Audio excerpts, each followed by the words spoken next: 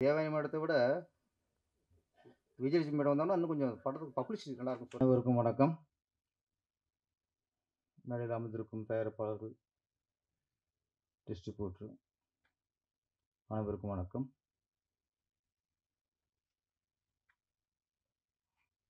நடிகர் சூர்யா சார்பாக வந்திருக்கும் ரசிமன்றத்தை சேர்ந்த ஆரியராஜா அவர்களுக்கும், தளபதி விஜய் சார் சார்பாக வந்திருக்கும்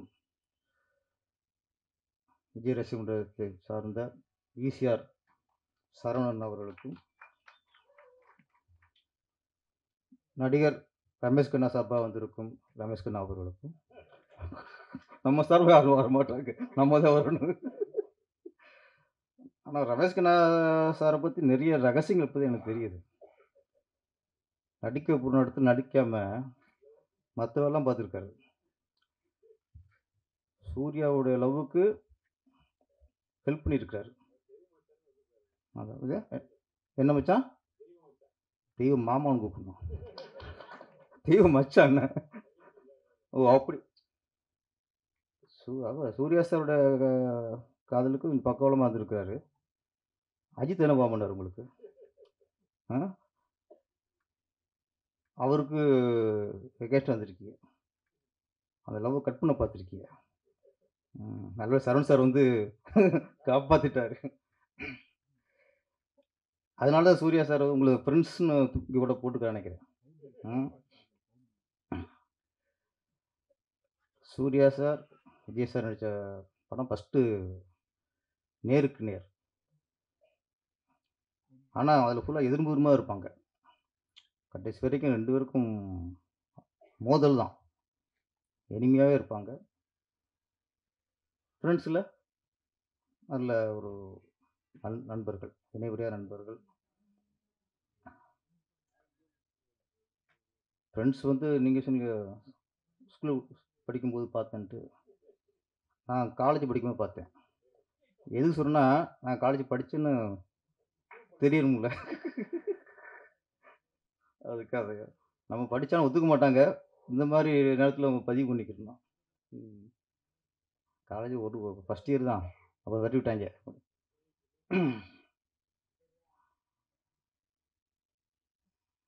ஃப்ரெண்ட்ஸ்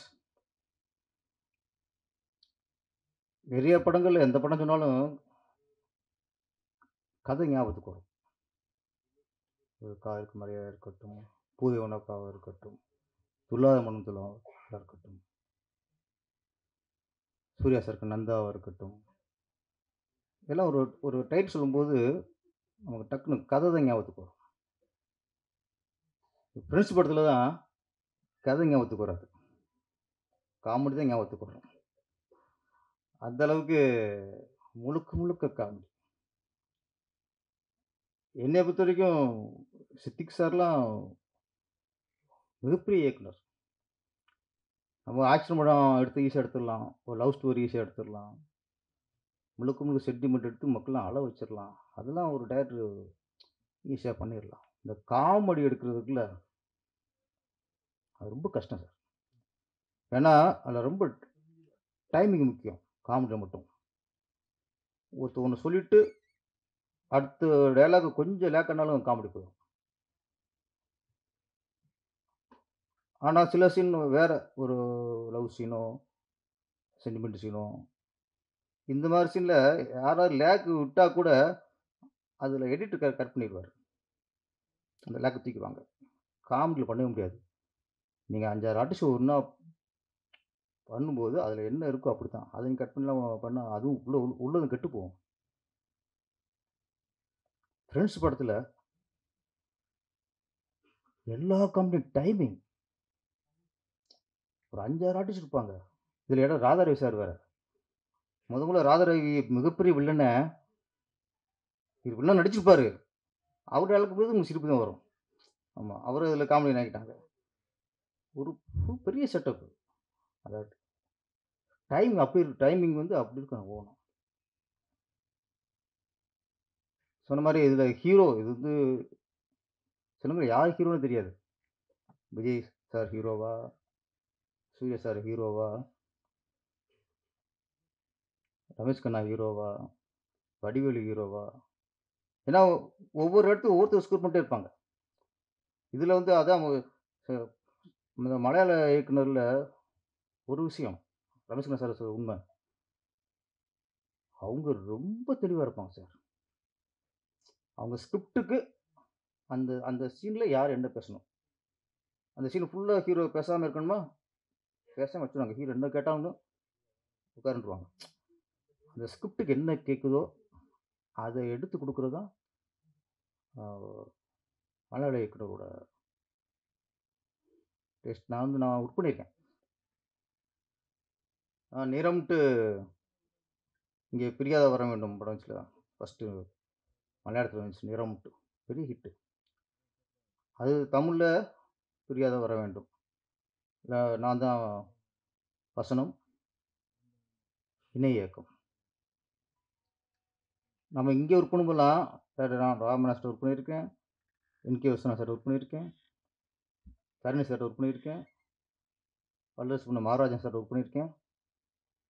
இது எல்லாமே நம்ம அசிஸ்டன்ட் வேலைய தவிர, அதையும் பார்த்துட்டு அது டயலாக் குடுக்க சொல்றது, இந்த சீன் இப்படி வைக்கலாம்னு சொல்றது, இதெல்லாம் சொல்லிட்டே இருப்போம்.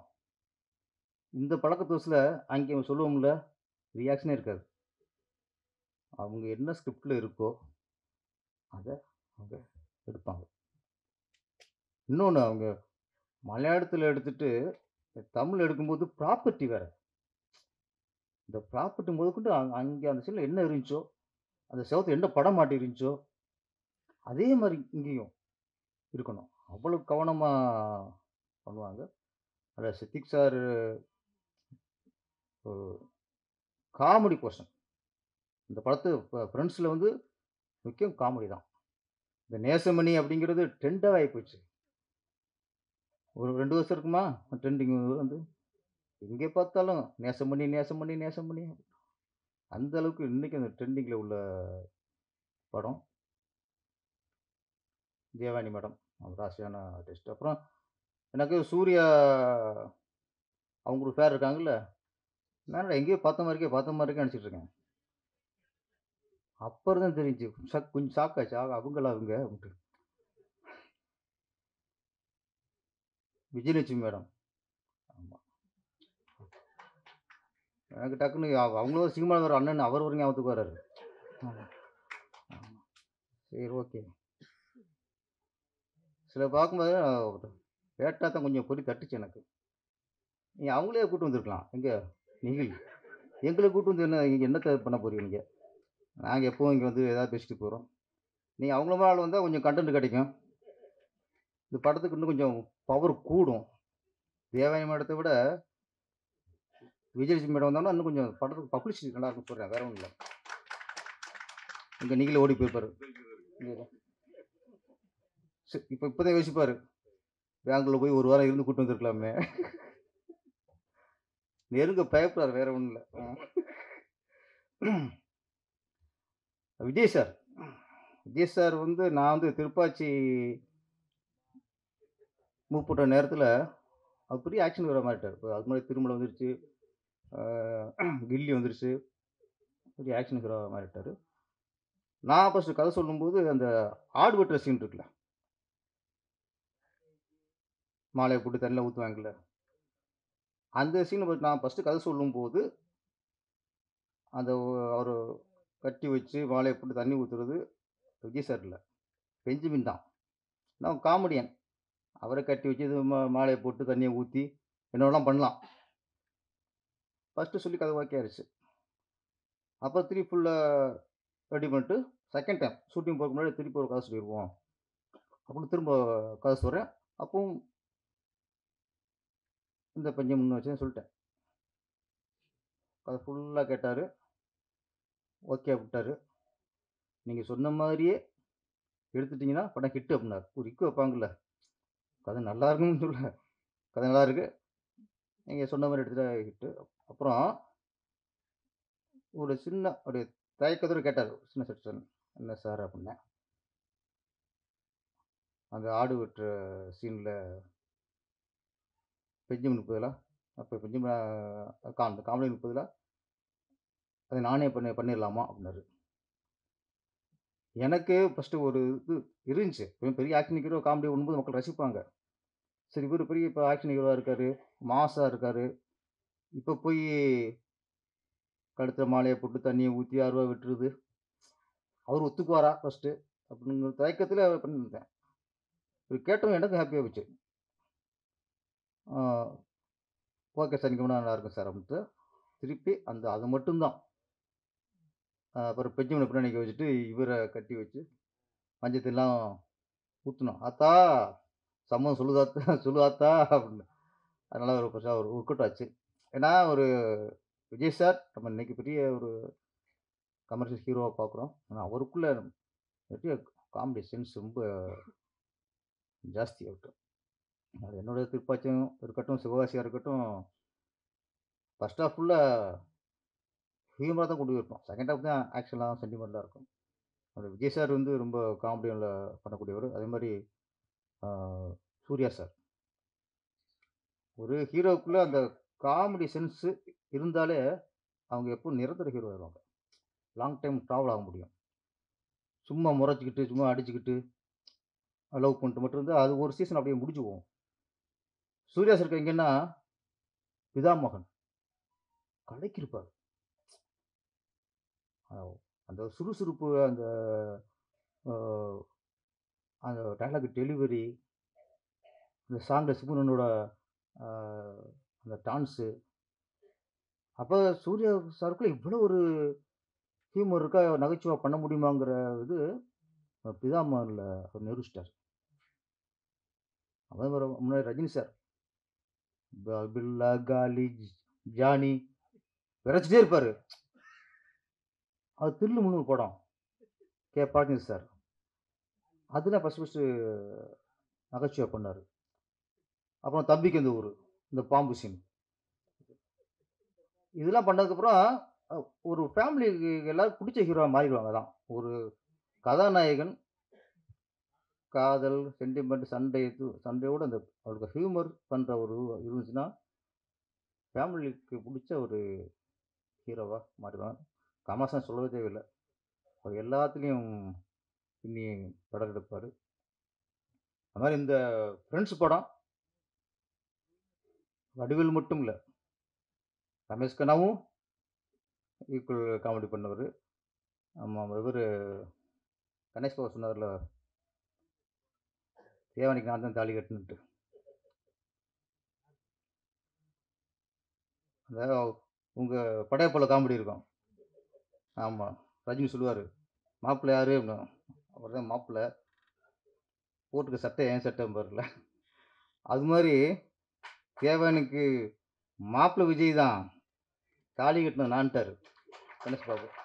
ஆமா, ஆமா. ராஜகுமாரன் கொஞ்சம் இது போட்டு வைக்கணும். அது ரொம்ப முக்கியமான கேப்பா இருப்பாரு அவரு. ஓகே. கணேஷ் பாபுக்கு பிறந்தநாள் வாழ்த்துக்கள். ஆமா. வர கோவா ஃபெஸ்டிவல்ல அவர் கூட குறும்படம் இடம்பெறுது. அது வாழ்த்துக்கள். அ ஃபிரெண்ட்ஸ் ரிலீஸ். இப்ப வந்து உங்களுக்கு படங்கள் ரிலீஸ் பண்றதே பெரிய விஷயமா இருக்கு. புது படம் ரிலீஸ் பண்றதே பெரிய சவாலா இருக்கு. இப்ப ரிலீஸ்க்கு அப்படிங்கும்போது, அது அது பெரிய விஷயம். அது எங்கேன்னா, இப்பலாம் ஒரு படம் ரிலீஸ் பண்றதுன்னா, அதுக்கான ஒர்த் இருக்கணும். அதுக்கான ஒர்த் இருக்க படத்த தான் ரிலீஸே பண்ண முடியும். அதுக்கான ஒர்த்து ஃபிரெண்ட்ஸ் படம். கண்டிப்பா அந்த ஒர்த் இருக்கு. இன்னொன்னு இப்போ உள்ள காலகட்டத்துக்கு சார் சொன்ன மாரி, ரமேஷ்குமார் சார் சொன்ன மாரி, வன்முறை, துப்பாக்கி, சவுண்டா இருக்கு. இப்போ ஒரு ரிலீஃபா ஒரு படம் மக்களுக்கு தேவைப்படுது. இது வேற செய்திகள் வேற. அங்கே குண்டு வெடிச்சுட்டாய்ங்க. 14 பேர் இறந்துட்டாங்க. இப்ப பார்த்தா மெக்காவுக்கு போனதுல நம்ம இந்திய முஸ்லிம்கள் 41 41 பேர் 42 அவங்க அந்த செய்தி கேட்டா அது வயிறுங்குது.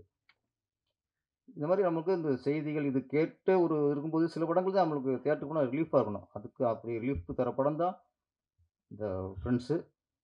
ரிலீஸ் அப்போ எந்த அளவுக்கு வெற்றி அடைஞ்சதோ, அதே மாரி இந்த ரிலீஸ்லயும் மிகப்பெரிய வெற்றி அடையணும். நன்றி, வணக்கம்.